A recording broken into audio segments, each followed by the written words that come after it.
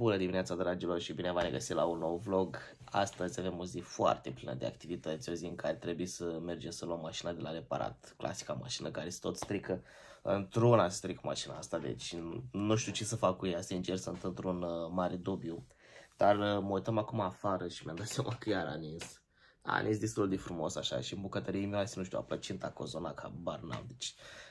E o zi foarte, foarte mișto, dar o zi în care v-am zis avem destul de multe activități. Mi-am tras o bluză pe mine, dar sunt îmbrăcat în continuare în pijamale. Pentru că abia ce m-am trezit și trebuie să, v-am spus, să mergem să luăm mașina.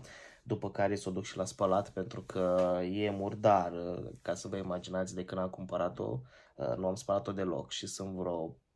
Și când am cumpărat-o prin iulie, parcă n-am spălat-o niciodată pe interior, dar adevărul este că nici nu prea am mers cu ea. Deci mașina a stat și în parcare destul de mult timp, pentru că a avut niște probleme. Și nu e vorba de EcoSport, e vorba de Turan, țin să menționez chestia asta. Dar am zis că mă trezesc mai de dimineață să mai fac câteva chestii, doar că, nu știu, scrieți la comentarii dacă sunteți printre voi care amânați alarma câte 2 ore așa, cum am făcut eu astăzi. Tot i-am dat, deci suna 10 în 10 minute și tot dădeam anulare. Până când zic hai, pentru că la ora 12 și un sfert trebuie să mergem să pozăm, pentru că astăzi este unirea și se organizează o festivitate undeva în centrul orașului și trebuie să mergem să pozăm și acolo, după care mai avem câteva treburi și pe acasă, poate ajung și un pic pe la sală, pentru că am făcut o mică pauză de vreo săptămână așa și ce să vă zic, trebuie să ajung și pe la bancă.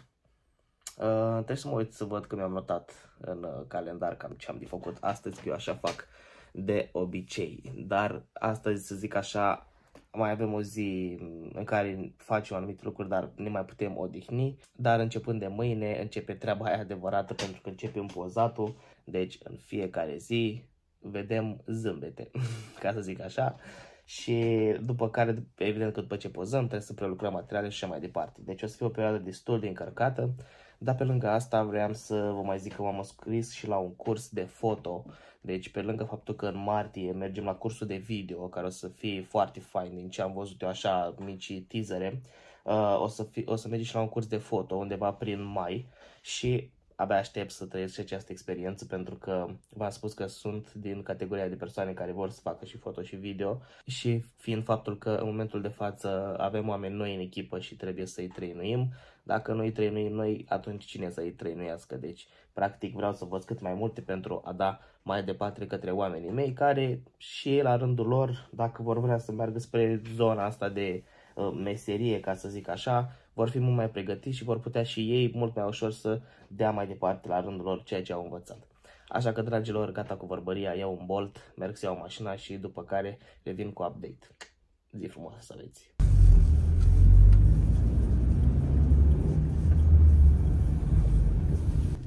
Gata, fraților, am luat căruța janghionoasă, cum îi zic eu, pentru că m-a enervat cu atâtea chestii și speram să fac treaba cu ea sezonul trecut așa cum trebuie, dar aparent am făcut-o mai mult pe jumătate.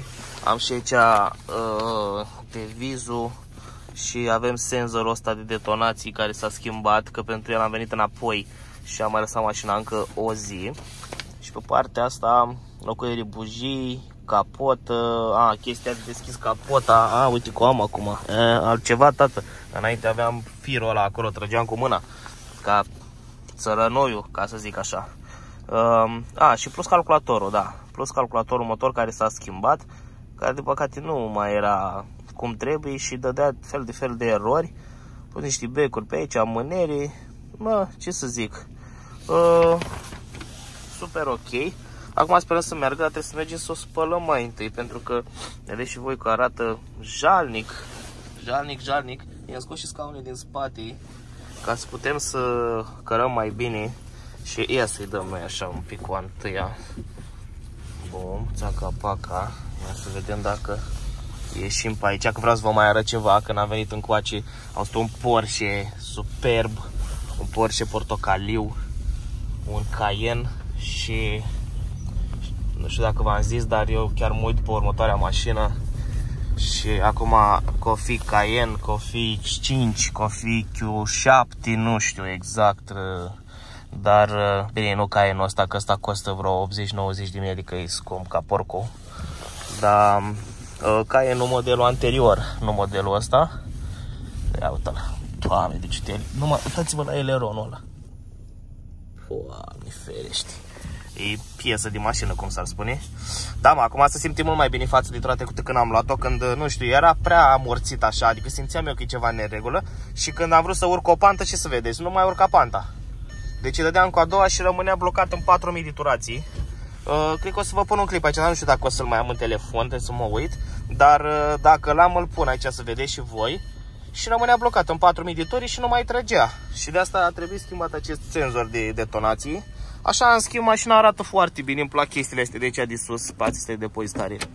Sunt o grămadă de genul ăsta de spații. Și o mașină foarte mișto, adică, nu știu, stau bine în ea, stau bine la volan. Și când mai mergem așa la drumul mai lungi, plăcea să stau așa gen cu mâna aici, știi? Era foarte relaxant, așa, foarte confortabil.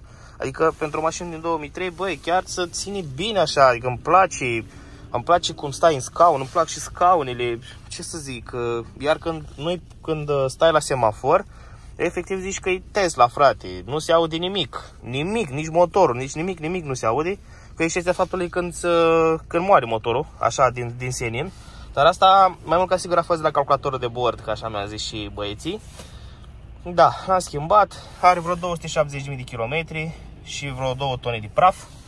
Deci astea trebuie să le mai schimb eu pe aici, dar n-am avut timp, v-am zis că dacă ea sta mai mult în parcare, nu am mers, nici n-am mai avut așa drag de ea, dar plăneam să-i pun aici niște luminiți așa ambientale, adică niște chestii, nu de bani mulți, așa, să fie acolo, să arate bine, că când am cumpărat mașina asta am zis că vreau să fie o mașină de muncă, asta a fost ideea, să ține cu sportul mai pe dreapta, pentru că și ăla are mici problemuții la modul că am băgat chestii în el, s-au mai zgriat ușile, o să vă arăt eu într-un vlog separat, nu alte probleme n-are, deci mașina este tank, n-am ce să-i reproșez, dar am zis că asta să fie o mașină de muncă și nu prea m-am bucurat așa de asta e chestia. Mi-a sugerat să o vând la un moment dat, asta e, n-am mai vândut-o pentru că oricum, la banii care am dat pe ea, undeva la 8.000 de lei am dat. Deci 8.000 și ceva de lei, 1.400 de lei parcă.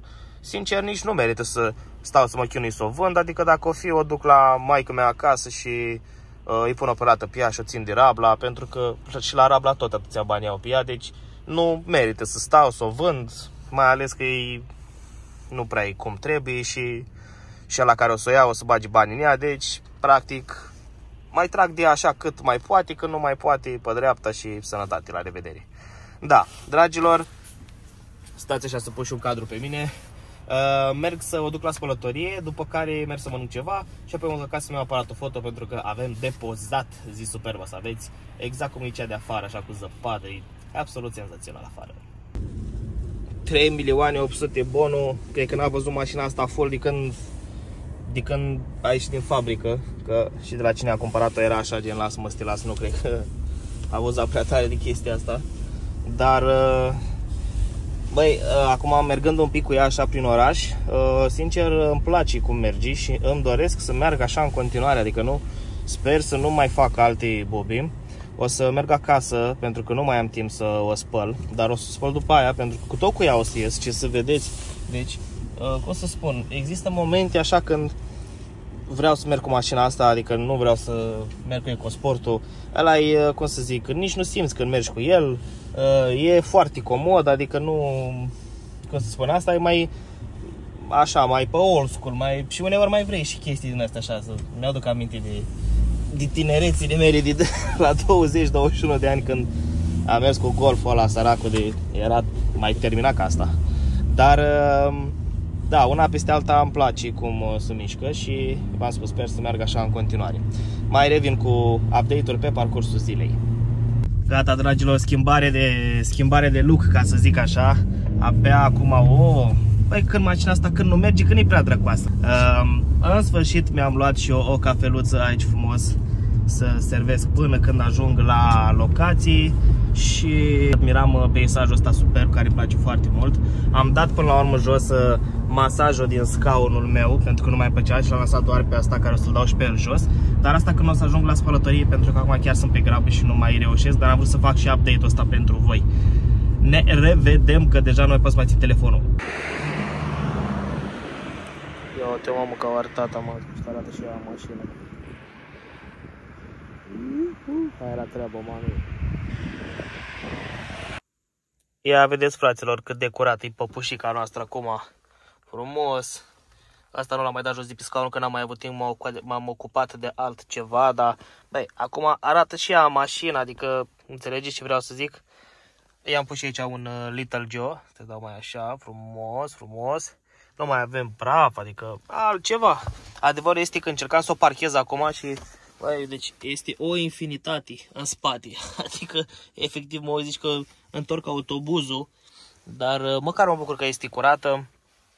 Și astăzi mergând toată ziua cu ea, chiar merge foarte bine, sper să se mențină așa. O să schimb eu și chestiile astea în curând, le dau comandă că le-am găsit pe AliExpress. Eu o să mai cumpăr câteva chestii și dacă îmi promite că merge bine, poate o să schimb și asta de aici. O să punem un RNS 310 cum am avut Passat, cu Bluetooth frumos, că boxele sunt în mințile lor și chiar se aude muzica foarte bine. Dar nu o să mai ajungesc aici și o să facem și outro.